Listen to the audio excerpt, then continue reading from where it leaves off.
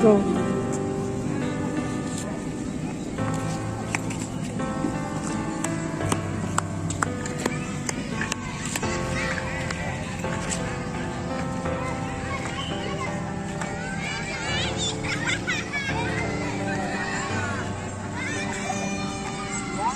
Tiba mapi lo pohon yang mahidu.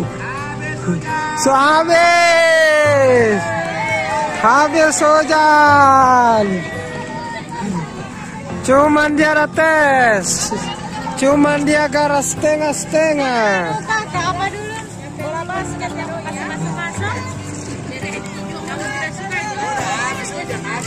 Habis hujan, dia garas setengah-setengah.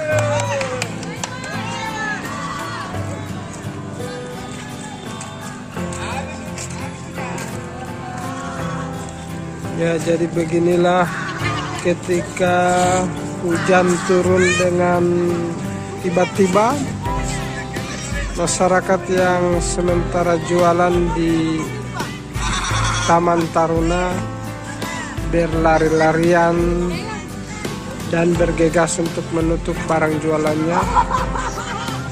Tapi akhirnya hujan cepat reda ya.